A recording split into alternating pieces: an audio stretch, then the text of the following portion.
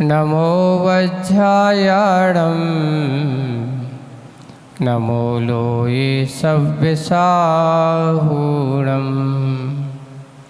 बोलो शासन नायक भगवान महावीर स्वामी की। मूल नायक देवादिदेव 1008 श्री संभवनाथ भगवान की। परम पूज्य आचार्य गुरुवर श्री विद्यासागर जी महाराज की। आचार्य श्री समय सागर जी महाराज की। अहिंसा परमो धर्म की।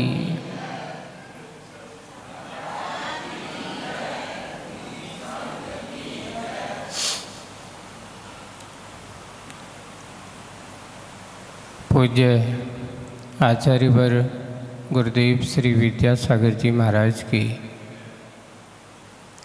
ये कृति तोता क्यों रोता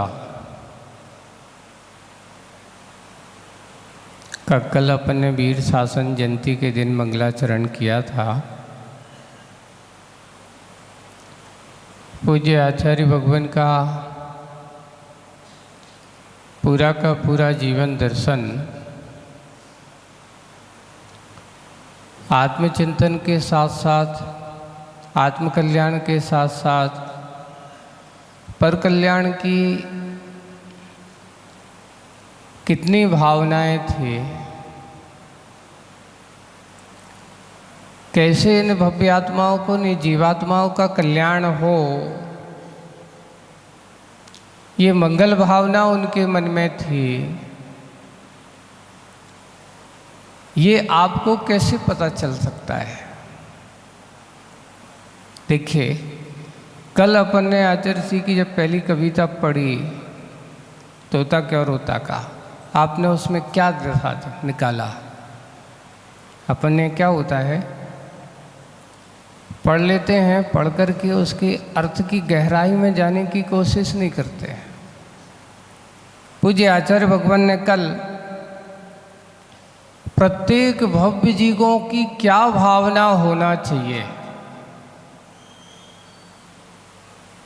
अगर हमने अपने सच्चे प्रभु के प्रति लगन लगा के रखी है, मात्र दैनिक चर्या में हमने भगवान को अपनी आस्था का विषय बनाया, पर उस आस्था के विषय में हम कितने उनसे वास्ता रखते हैं? आपकी भावना क्या है? ये भावना की थी कि मुझे परम सौभाग्य है। तो आचार्य जी ने कल कहा था, मुझे कुछ नहीं चाहिए, अगर आँखों की रोशनी जाती है तो जाना दो।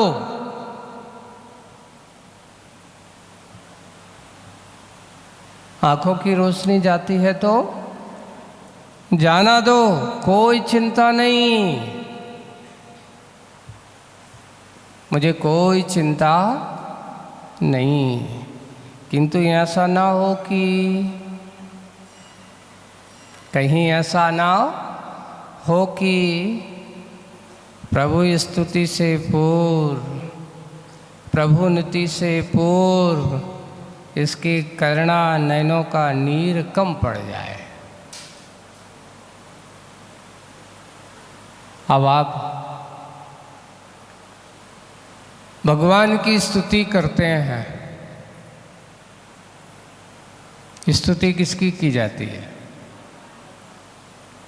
अपने यहाँ आपको कुछ बहुत अच्छी बातें बता रहे हैं। कौन कौन से पात्र होते हैं, मतलब की बात आज के जनरल नॉलेज में आप लोग बताते हैं।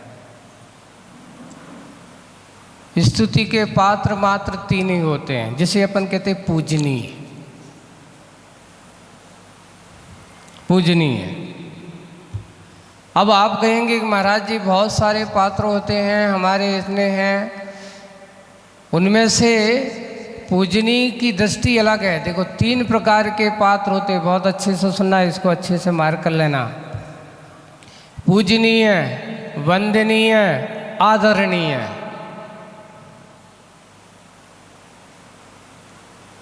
कौन कौन से? हाँ, कौन कौन से? 3 प्रकार के, 3 भेदों में रखना। अगर आप इन तीनों को विभाजित करके चलेंगे तो पूजनीय कौन? सच्चे देव, शास्त्र और गुरु। ये हमारे वंदनीय है, पूजनीय है, वंदनीय नहीं। कौन है ये? जिन्हें हम, क्योंकि जो वीतरागी हो वो हमारा पूजनीय होता है।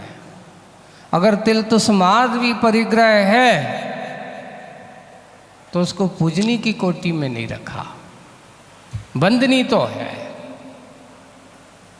जैसे कि अब उसके बाद मुनिराज जो आ गए गुरु की कोटि में आ जाते हैं। देव, शास्त्र और गुरु ये हमारे पूजनीय हैं, ये हमारे पूजा के पात्र हैं। इनको हम उदक चंदन तंदुल, है ना। अब आप लोग एक और बात आती है, जब भगवान के सामने आते हैं तो वहाँ आपको अर्घ में क्या बोलना चाहिए? उदक चंदन तंदुल पुष्प कई, चरुस धूप फलार्घ कई, धवल मंगल गान रवा कुले, जिन गए जिन राज महम यजे। ऐसा ये हमारे भगवान का अर्घ है। लेकिन जब आप गुरु के महाराज के पास जाओगे तो क्या बोलोगे? जिन गए गुरुराज। जैसे गुरु महाराज हैं तो उनको क्या बोलोगे? जिनराज की जगह क्या बोलोगे आप? जिनराज बोलोगे। और मुनि महाराज के सामने गए हो तो क्या? जिन गए मुनिराज महम यजे। ये होना चाहिए इस स्तुति में हमारा। ये पूजनी के, उनको हुई अर्घ कहा। अब इसमें कहा कहीं पर भी सरागता जहाँ कहीं भी हो, अपने यहाँ 4 प्रकार के पात्र बताए हैं। उनमें से चतुर्विध संघ होता है। चतुर्विध संघों में कहा मुनि, आरिका, श्रावक, श्राविका। ये चतुर्विध संघ किसकी अपेक्षा से है? समूह संघ की। लेकिन जब संघ की भेद करते हैं तो संघ में 4 प्रकार के मुनि महाराज हो जाते हैं। मुनियों में भी 4 प्रकार की फैकल्टियाँ हो जाती हैं। एक होते मुनि, दूसरे होते ऋषि, यति, अनगार। ऐसा भी बना दिया जाता है। ये 4 प्रकार के मुनि भी बन जाते हैं ऐसे। मुनि किसे कहते हैं? जो मौनम धारयति, आत्मनम साधयति साधो। मौनम धारयति थी साधो, यत्नम करेति यति यते, नागारम विद्यते इति अनगारम। जिनका कोई घर बार नहीं है, सब कुछ छोड़ दिया, वो अनगार हैं। जो यत्नाचार पूर्वक चर्या करते हैं वो यति हैं। जो आत्मा की साधना में सदा रत रहते हैं वो साधु हैं। और जो हमेशा ज्ञान ध्यान तपो रखता, पर की प्रवृत्ति से दूर मौनम धारयति थी मुनि। ये मुनियों के 4 भेद अलग हो जाते हैं। लेकिन जब समूह संघ की अपेक्षा पूछते तो 4 विंग संघ अपन कहते हैं ना, दान 4 प्रकार 4 संघ को दीजिए। ये मुनियों की अपेक्षा से। और वारिकाएँ हैं समूह संघ में, येलक है, छुल्लक हैं, ये उनको लेना है। अब यहाँ कुछ लोग आकर के कहते हैं महाराज जी ये बताओ, दान तो 4 को कहा लेकिन पूजा 4 की नहीं कहा। पूजा किसकी होती है? पूजा तो अपने यहाँ वीतरागी की ही बताई है। पूजनी देव, शास्त्र और गुरु ही होते हैं। गुरु की कोटि में एलक छुलक नहीं आते, उत्कृष्ट श्रावक हैं। आरिकाओं को भी गुरु की श्रेणी में नहीं दिया गया, पूजनी की कोटि में नहीं रखा गया।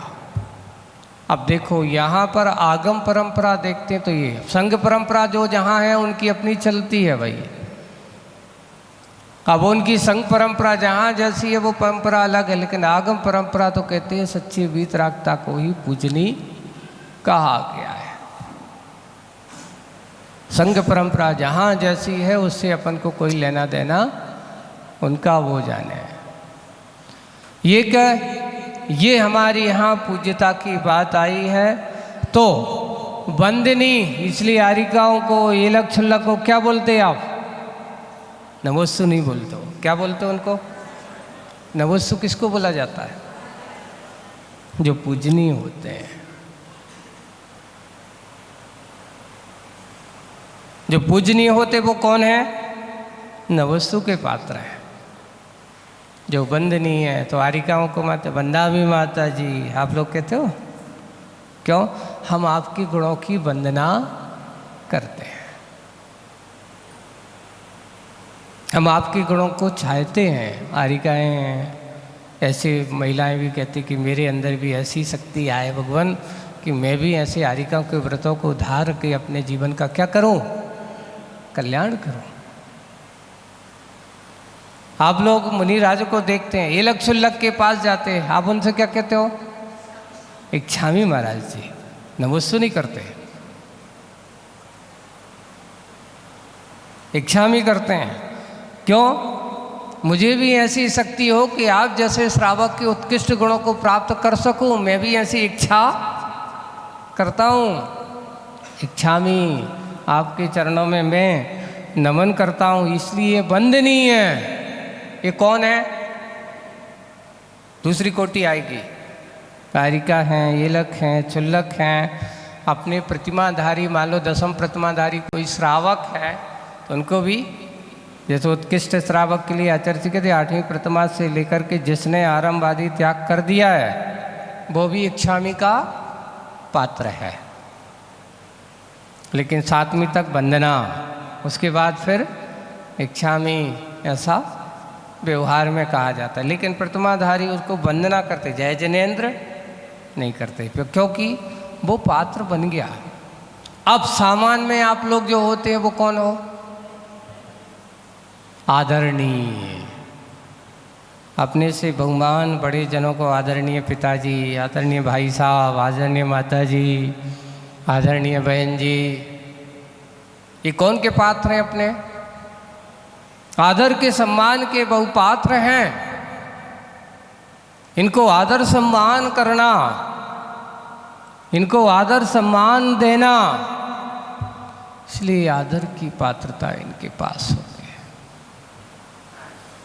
इसलिए आज अपन ने कौन सी बात, एक पूजनी, दूसरा वंदनी, तीसरा आदरणीय।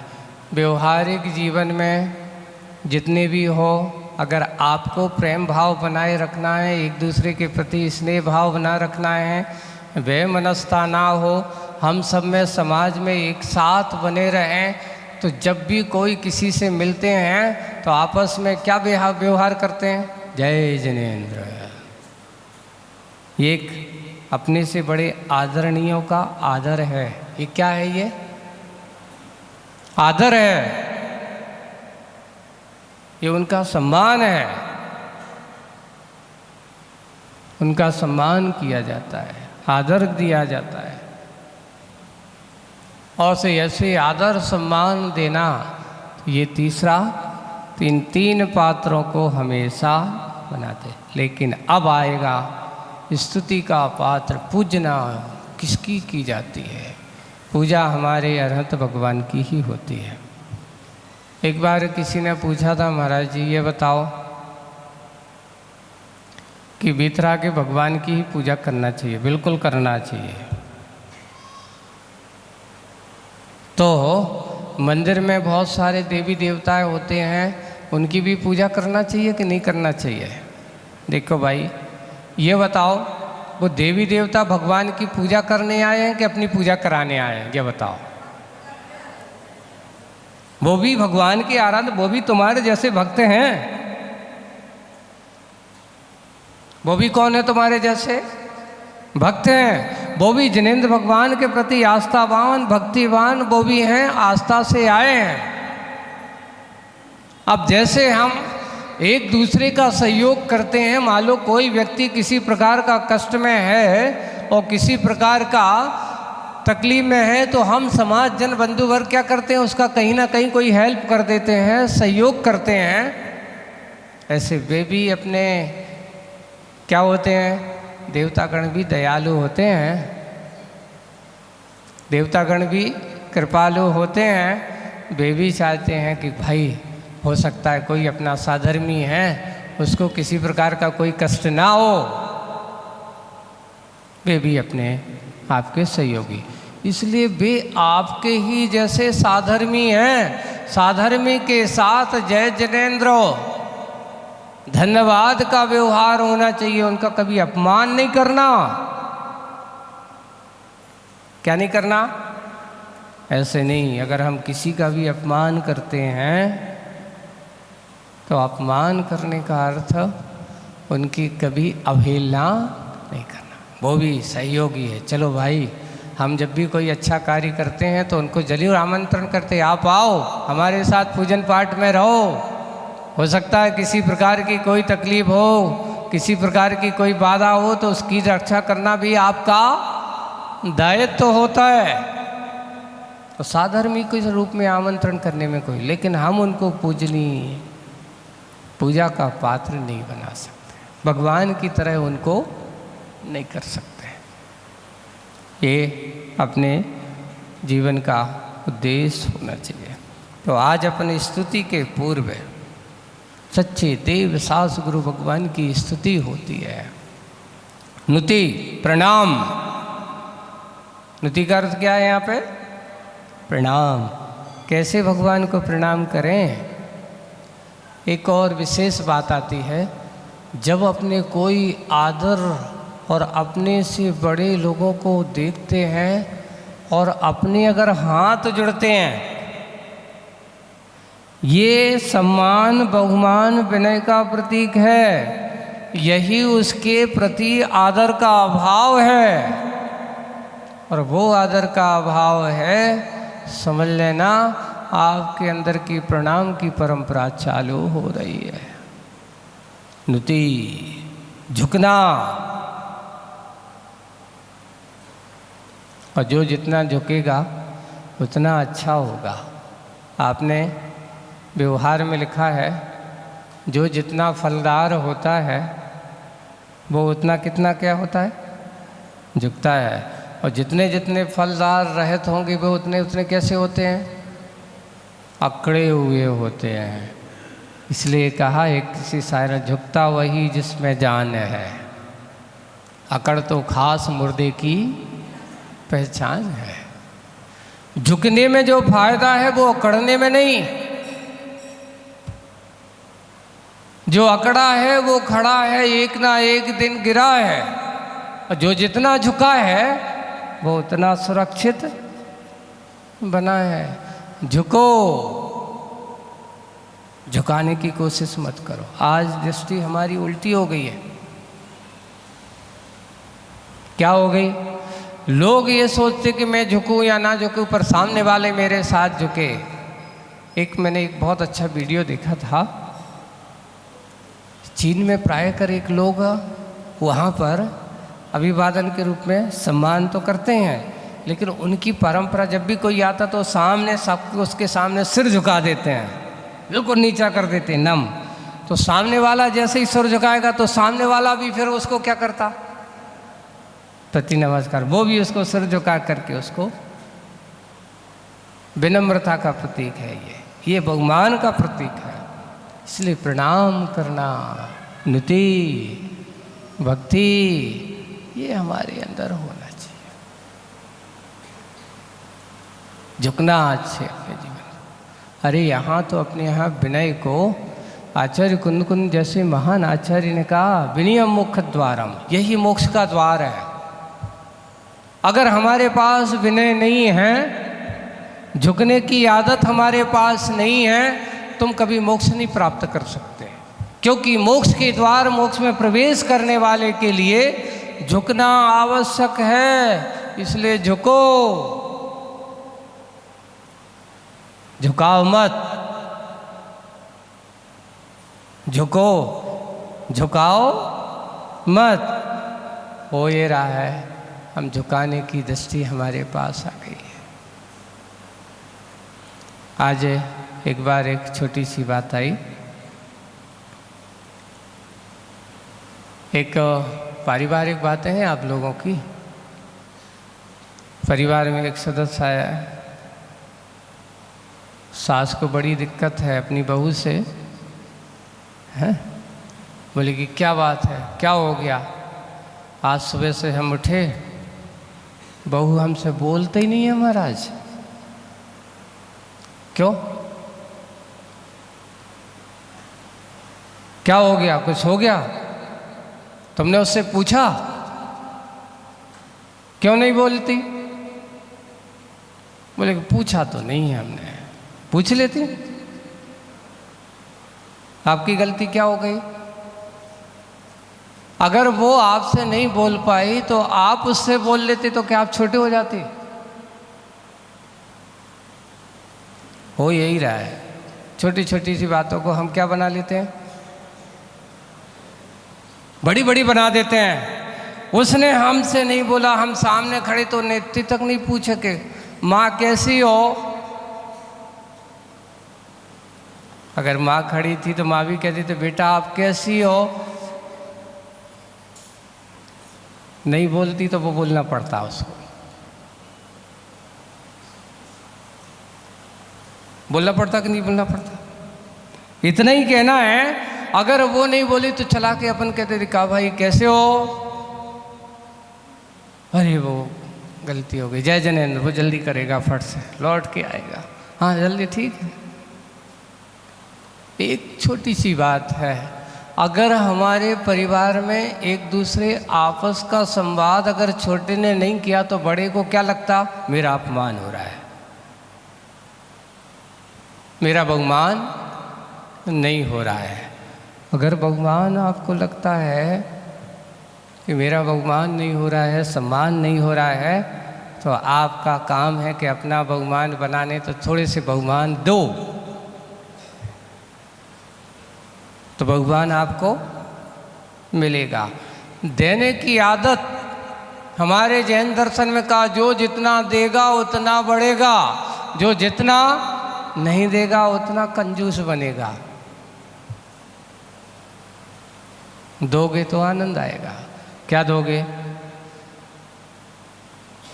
एक व्यक्ति जा रहा है रास्ते में, है ना, खूब गाली बकता जा रहा है, पागल है दिमाग से।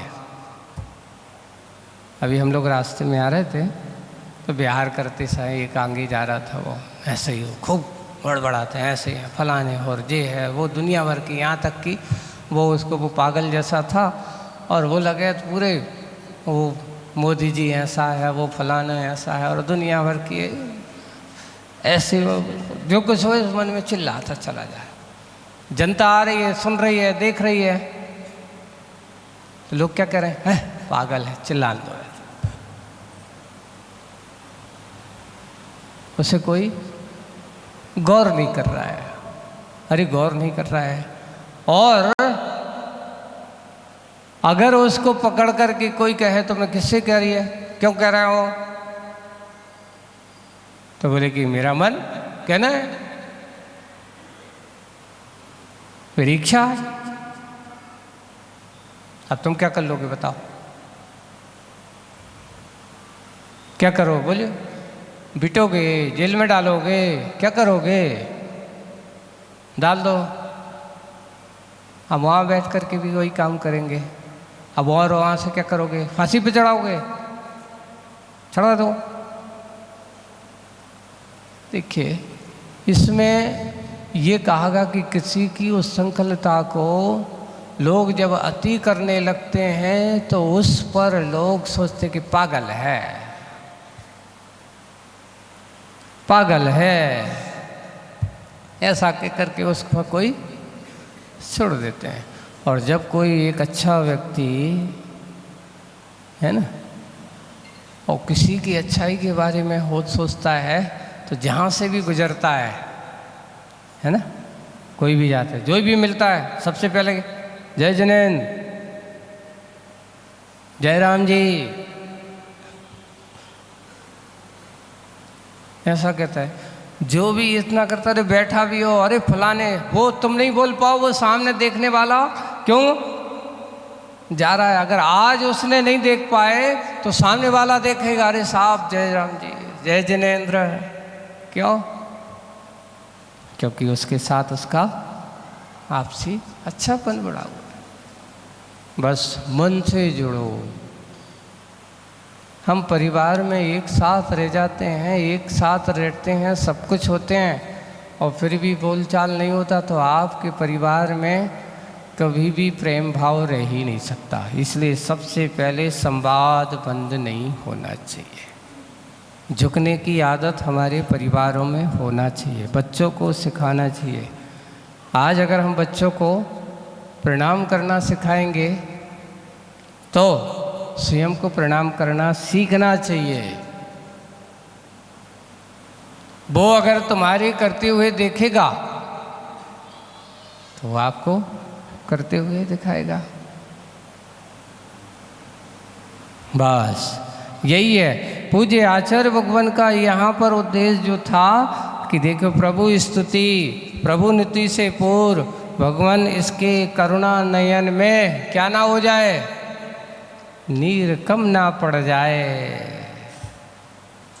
हे भगवान, मुझे कुछ नहीं, आँखों में मेरे सबके प्रति प्रेम का भाव बना रहे, सबके प्रति करुणा का भाव। भगवान के पास आप लोग पूजन करने जाते हो रोज, कौन कौन पूजन करता? अभिषेक तो सब करते हो, पूजन भी सब करते हो कि नहीं करते? अच्छा ये बताओ, तुम रोज भगवान के सामने 7 बातें कह कर जाते, क्या उनको फॉलो करते हो?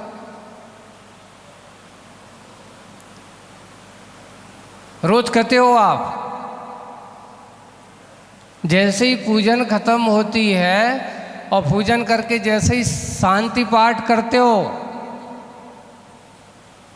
और शांति पाठ करते समय तुम 7 बातें कह करके संकल्प लेकर के रोज जाते हो, हे भगवान मैं अब घर जा रहा हूं। कौन सी बात है बताओ? सबसे पहले आप कहते हो शास्त्रों का हो पठन। अब वो मुझे याद करना पड़ेगा, तो मेरे को याद नहीं है। हाँ, क्योंकि बहुत दिन हो गए पूजन कर रहे। उस पर लिखा है शास्त्रों का हो पठन, लाभ सत्संगति का। हे भगवान, मेरे जीवन में मैं पहला संकल्प, मैं शास्त्रों का पठन करूं। भगवान के पास जाकर के शास्त्र याद आते तुम्हें कि संसार याद आता? क्या याद आता है? जैसे ही मंदिर से बाहर आए तो क्या याद रहती है? घर की किचन याद होती है, घर की सारी व्यवस्थाएं याद रहती हैं। आप संकल्प, 7 संकल्प प्रतिदिन पूजा करने वाला लेता है। जैसे आप 7 संकल्प का बहुत बड़ा महत्व है। यहाँ पर कहा शास्त्रों का हो पठन, पहला संकल्प, मैं शास्त्रों का क्या करूं? हाँ, लाभ सत्संगति का। हे भगवान, मुझे किसका लाभ होवे? अच्छी मिल गई है तो फिर भी लोग घर से नहीं आ पा रहे। क्यों? क्योंकि अभी हमारे पास लाभ लेने के भाव नहीं हो पा रहे। लाभ सत्संगति का दूसरा संकल्प है। तीसरा संकल्प क्या है? सद्वित्तों का सुजस कह के। तीसरा नाम सुजस का अर्थ है ना, उनके गुणगानों को कहना। सद्वित्त, ऐसे अच्छे चारित्रवानों का यश गान करूं मैं, उनके गुणगान करूं मैं, अपने भगवान का, अपने गुरु का। और ऐसे चारित्रवान जो अच्छे धर्म के मार्ग पर चलने वाले हैं, धर्म के मार्ग को बताने वाले हैं, धर्म के रहस्य को बताने वाले हैं, ऐसे उनका यश मैं क्या करूं? कहूं। सद्वित्तों का सुजस कह के, उनका दुर्यश नहीं, क्या करना? उनका अपयश नहीं। अभी हम लोग अष्टपहड़ पढ़ रहे थे कल, उसमें लिखा था कि जो व्यक्ति सच्चे देव शास्त्र गुरु का अपवाद उड़ाता है, जो व्यक्ति ऐसे मुनिचर्या को पालन करने वाले, महाव्रत आदि का पालन करते हैं, ऐसे अच्छे श्रावक जन हैं जो व्रत आदि आचरण करते हैं, कसाय बस अगर उनका अपयश करते हैं, उनकी निंदा करते हैं, तो वो नियम से संसार के महानरक में जाकर गिरने के पात्र बन जाते हैं, पथभ्रष्ट हो जाते हैं। अर्थात कभी किसी की बुराई करने के पहले सोचना चाहिए कि कहीं ये बुराई मेरे पास भी तो नहीं है। इसलिए बन सके तो किसी के श्रेयस गाओ। मान लो आपको कहीं बुराई लग रही है, बुरा करने वाला है, अब रास्ते में सब देखते हैं कि महाराज अभी हम लोग जब बिहार करते हुए आते हैं ना, तो कई लोग अच्छी शराब में बिल्कुल टन ऐसे बिल्कुल मद हैं, ऐसे मदहोश होते हैं। अभी आ रहे थे, एक आया अच्छी शराब पिए, उसने साइकिल तो एक साइड में रखी और आए सो बाबा कृपा कर दो, बहुत तकलीफ में है, ऐसा भी बोल रहा है। तो मैंने भी उससे कहा भाई तकलीफ में तुम क्यों है, सोचो तो।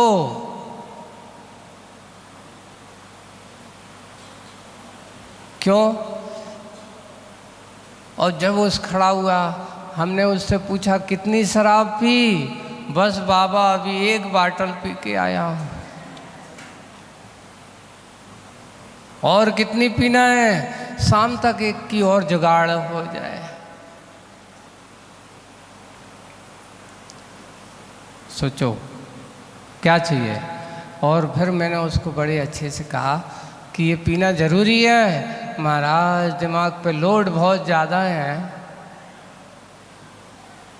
दिमाग पे लोड बहुत ज़्यादा है, इसलिए कुछ समझ में नहीं आता, तो उसके अलावा और कुछ समझ में नहीं आता। मैंने उसको बहुत अच्छा सा समझाया, ये बताओ तुम्हें काय का परेशानी, काम धंधा नहीं चल रहा है ना, इसलिए टेंशन रहता है, इसलिए क्या किया, शराब पीना चालू कर दिया। ओह कितना टेंशन था, बहुत टेंशन है, कितना इतना टेंशन है, शराब पीने लगे। अब वो उससे पूछा ये बताओ तुम भगवान राम को तो मानते हो? बोले कि हाँ मानते हैं बहुत। राम को कितना टेंशन था? बोले कि देखो सबसे बड़ा टेंशन तो है कि कहाँ राजगद्दी मिलने वाली थी, अब मिला क्या, वनवास मिल गया। सबसे बड़ा टेंशन कि सबसे राज से मुझे बहिष्कृत होना पड़ा। चाहते तो इतना बड़ा टेंशन में आदमी क्या हो जाता, तो पागल हो जाता, या फिर शराब वराब पीता तो क्या करते। एक टेंशन तो उनने वन में गए तो क्या शराब पी? बोले नहीं गई। उसके बाद दूसरा टेंशन हुआ, वहाँ भी गए, सीता का क्या हो गया, हरण हो गया। इतना बड़ा टेंशन, और टेंशन के ऊपर और क्या टेंशन आ गया, इतना बड़ा टेंशन आ गया। फिर भी उनके बारे में तुमने पढ़ा कि रामचंद्र जी ने शराब पी? बोले कि नहीं महाराज वो तो भगवान हैं। बड़े अच्छे से वो कहता है वो तो क्या है। अरे भाई तुम बड़े भगवान को तो मान रहा है, ये तो मेरे पास बैठा है, मुझसे भी कह रहा है कि बाबा जी सारे कष्ट दूर कर दो। तो भैया कष्ट को दूर करने के पहले कष्ट के कारण को तो दूर कर लो। नहीं, आज कष्ट को लोग बढ़ाते जाते हैं और चिल्लाते हैं कि कष्ट हमारे दूर कर दो। अब अभी कहेंगे तुमसे तो तुम कह दोगे बिल्कुल कल से नहीं पिएंगे हम, कल से हम क्या नहीं पिएंगे। अभी तो तुम्हारी समझ में नहीं आएगा। सबसे पहले आप लोगों को यही कहना होगा कि कभी भी किसी के कष्ट को देख कर के उस कष्ट को बढ़ाओ मत, उसको दूर करने की ये तीसरा वचन बहुत बड़ा वचन है। बन सके तो किसी की प्रशंसा करना, सद्वित्तों का सजस कह के। और तीसरा बहुत, चौथा बहुत है नियम, कौन सा? दोष ढांकू। चौथा कौन सा नियम? दोष ढांकू के उघाड़ूं, बताऊं फलानो ऐसा करता है, फलाने की बहू ऐसी करती है, फलाने की सास ऐसी करती है, फलानों का बेटा ऐसा करता है, उसकी ऐसी बुरी आदत है। एक और है, लोक में आज तक तो प्रचार करने में, अच्छाई का प्रचार करने में ज़्यादा मेहनत लगती कि बुराई को प्रचार करने में ज़्यादा मेहनत लगती? बताओ।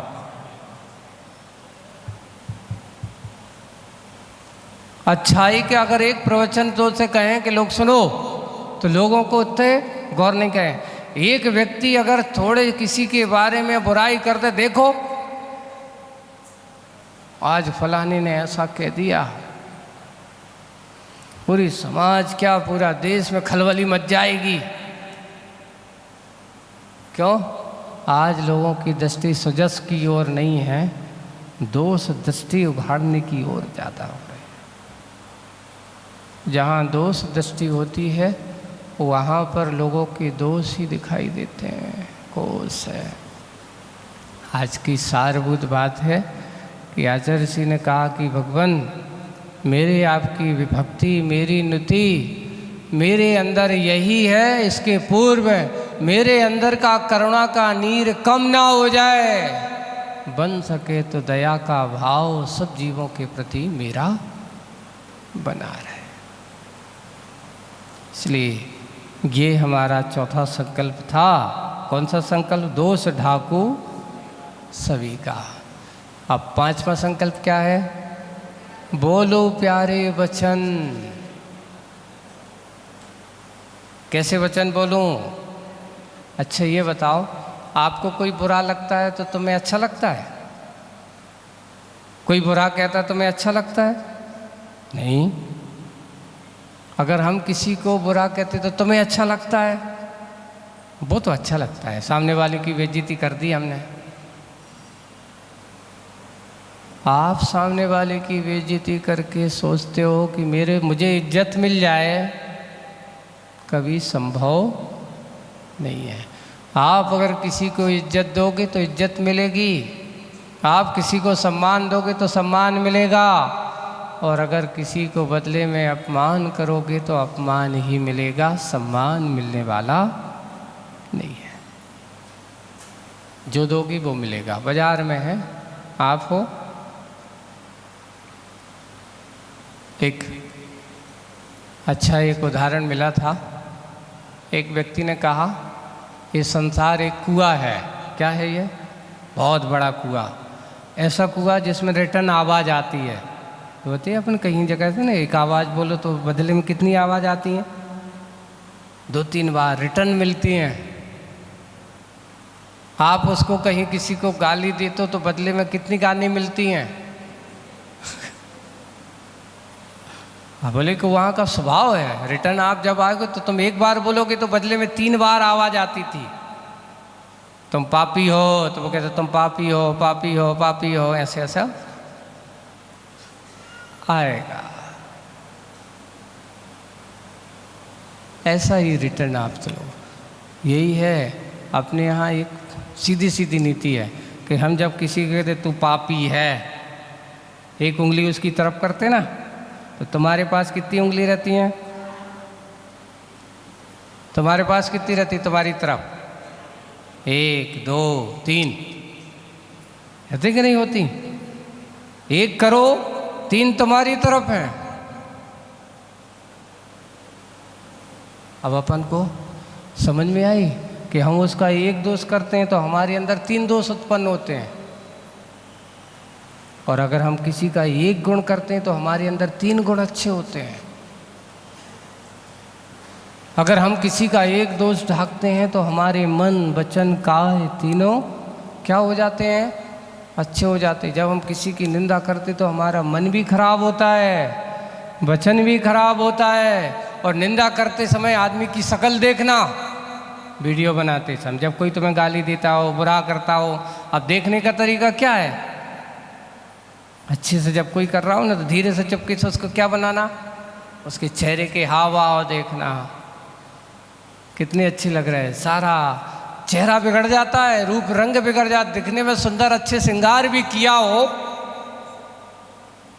और जब किसी की निंदा कर रहे हैं तो उसका चेहरा देख करके वो श्रृंगार भी फीका हो जाता है। और जब हंसमुख चेहरे से किसी को हंस करके मिलते हो, अगर श्रृंगार भी नहीं हो तो भी आदमी को अच्छा लगता है, ये आदमी कितना अच्छा है।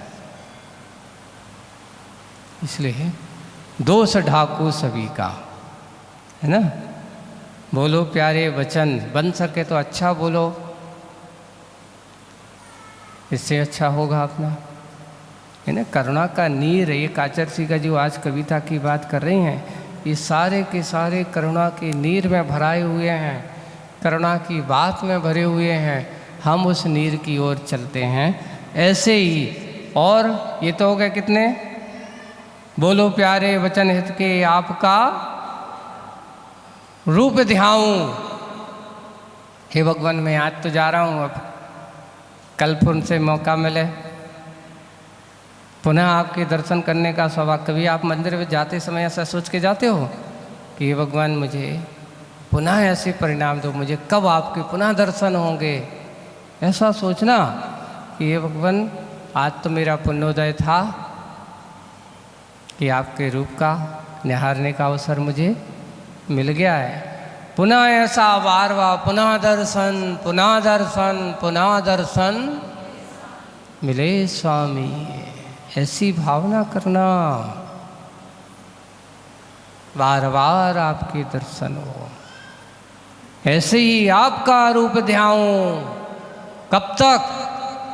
7वां वचन तो उसमें लिखा है, तोलो से वो चरण जिनके जब तक मोक्ष ना पाऊँ। 7वां संकल्प है, मुझे जब तक मैं भावना भा रहा हूँ, एक दिन भावना नहीं कि जब तक मुझे मोक्ष की प्राप्ति ना हो जाए तब तक मैं आपकी सेवा करना ना छोड़ो। अब अपना सेवा करने वाला जो होता है सेवक, ऐसे ही आचार्य श्री की कविता का ये सार और सारभूत को दया का आधार बनाया है। अब आज की एक और चलती है, अब अगले चरण की ओर बढ़ते अपन, अगले चरण की ओर बढ़ते। आज की दूसरी कविता है चरण पीर। उसका शीर्षक क्या है? चरण की पीड़ा। चलते हैं आगे की रूप में। पथ और पाथे का, ने पथ और पथ कौन? मार्ग। पाथे किसे कहते हैं? जो आपकी मार्ग में चलने में सहायक होता है। पाथे का अर्थ होता है भोजन पानी, कलेवा। अगर आदमी के पेट में दाना है तो चलने में, पथ पर चलने में आनंद है। तो यहाँ पाथे का अर्थ क्या? सहयोगी। इसके बहुत अर्थ हो सकते हैं, बहुत अच्छे। भोजन पानी भी हो सकता है, आपका साथी भी हो सकता है, आपके चलने में जो भी सहयोगी निमित्त कारण है वो भी हो सकते हैं। इसलिए पाथे का, पथ और पाथे का परिचय क्या दूं? इसका परिचय क्या दूं? प्रायः परिचित हैं। क्यों परिचित हैं ये बताओ। आज तक किसी को भोजन के बारे में बताना पड़ा कि बेटा कैसा करना है? बताना पड़ा? अरे एक बेटा जन्म लेता है, माँ उसको दूध पिलाती, वो पीना चालू कर देती। ये कहता है एक घटक, सिखाना नहीं पड़ा।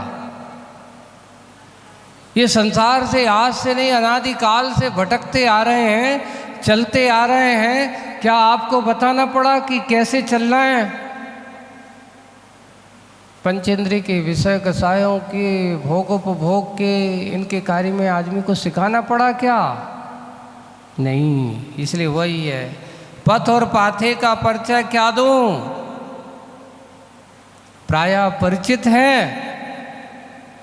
प्रायः जितने भी हैं सबके सब क्या हैं? ये परिचित हैं। नियम से जो आधे दिखाते हैं, नियम से जो आधे दिखाते हैं, पथ अभी भली ही दूर हो अपरिमित।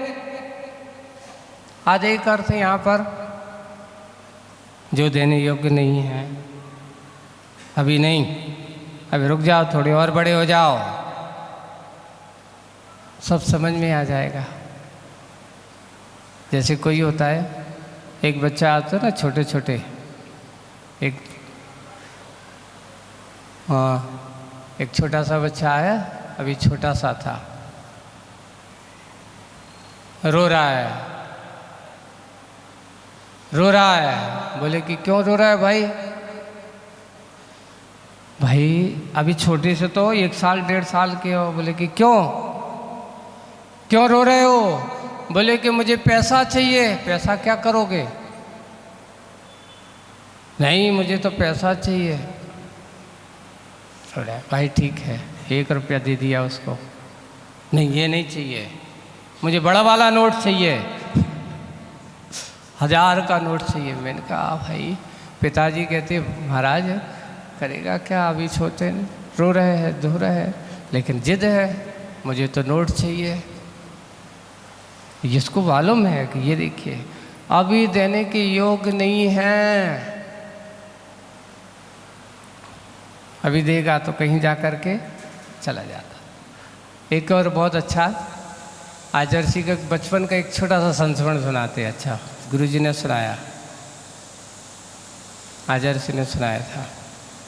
बोले कि जब मैं 2-3 साल का रहा हूँ तो उसके यहाँ माँ कहती थी कि जाओ किसी दुकान पे, वहीं जो किराने का दुकान,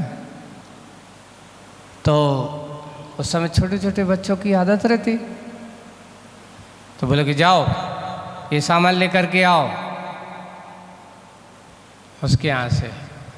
तो बच्चों का तो लोभ होता ही था, नहीं हम तो जा रहे हैं, पर आप पैसे दे रहे, फिर हमारी चॉकलेट भी, टॉफ़ी भी। तो उनको बता दिया जाता था कि एक काम करो, ये पैसा है और बाकी पैसे फिर क्या करोगे तुम? दुकानदार से कहता ना, ये सामान दे दो और हमारी एक टॉफ़ी चॉकलेट भी दे दो, और जितने भी बाकी पैसे बचे हैं तो मुझे नहीं, उसी सामान की पुड़िया में रख दो। सामान की किस में?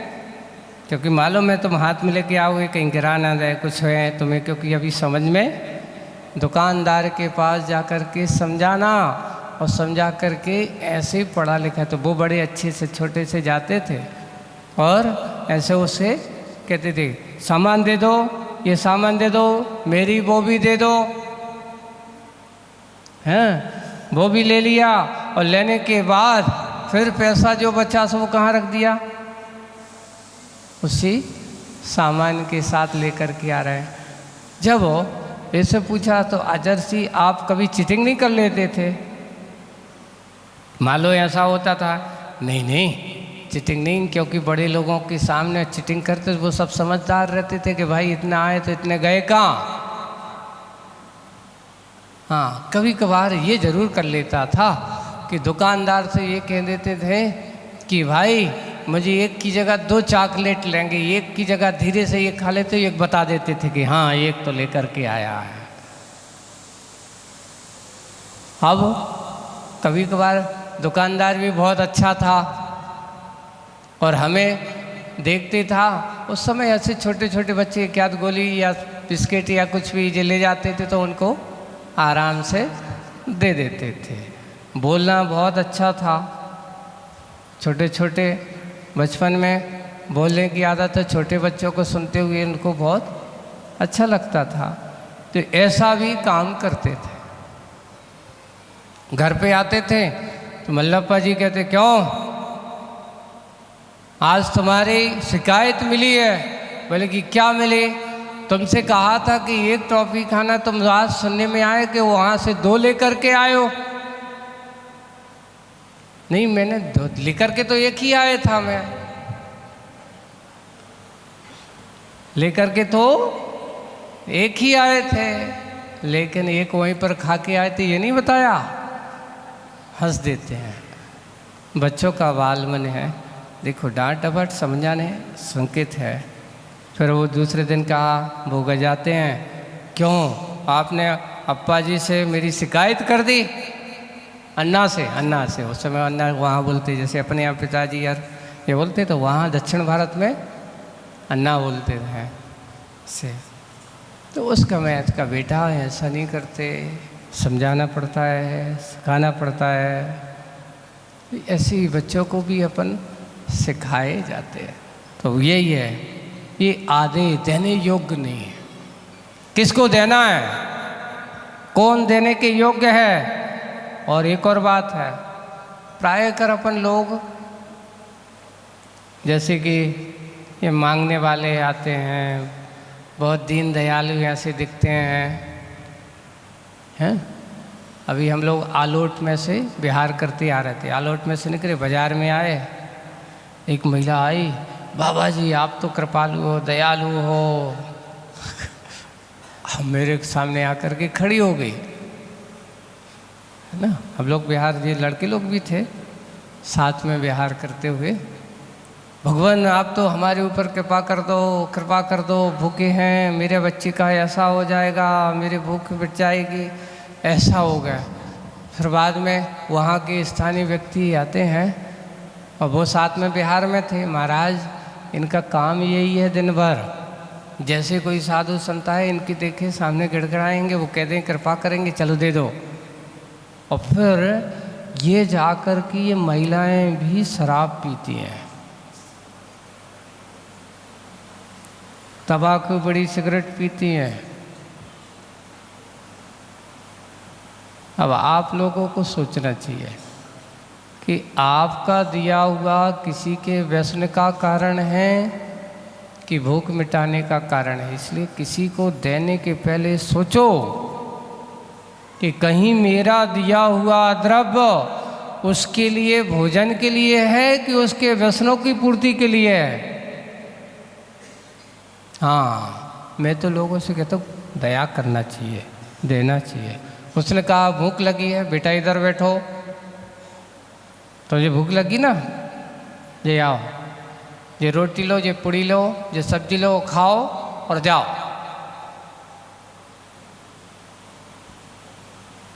ये तो हम कर सकते हैं।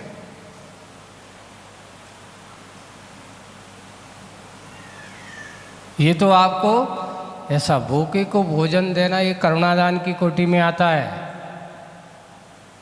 ये आहार दान की कोटि में नहीं आता है ना। करुणादान की कोटि में तो आता है। कोई प्यासा है उसको पानी पिला देना, ये कभी इसके लिए कोई अगर आता है और अगर आपके पास है तो कभी मना नहीं करना।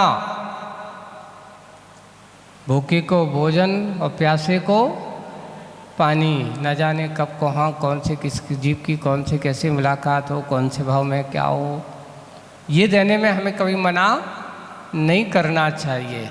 लेकिन वही कोई कहता नहीं मुझे ये नहीं चाहिए, पैसा चाहिए, पैसा तो नहीं है मेरे पास, क्यों, क्या करेगा? क्योंकि उसका मांगने का काम है, उसी में ही वो लगा रहता है। तो आधे दिखाता है, यहाँ पर नियम से तो आधे दिखाता है। पथ भी भली दूर, अपरिमित, सीमित। अपरिमित का अर्थ सीमित नहीं है, बहुत है। परवाह नहीं, किंतु कहीं ऐसा ना हो, कहीं ऐसा ना हो आस्था के गवाक्ष में से गंतव्य दिख जाने से इसके तरुण चरणों की पीड़ा कम पड़ जाए। आपको आस्था की बात इसमें कही जा रही है। जब हमारे अंदर भक्ति हो, देखिए आप अगर यहाँ से आपसे कहा कि मेन रोड तक तुम्हें पैदल, बस स्टैंड तक पैदल जाना, तो आप क्या होगा, थक जाएंगे, है ना, क्योंकि वहाँ आस्था से कोई संबंध है। और फिर आपसे कहें कि शिखर जी जाना है,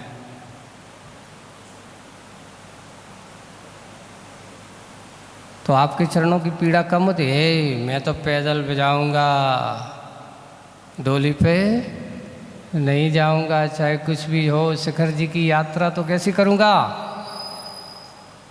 और भी अच्छी करूंगा। इसकी बात और आज बाद में करेंगे।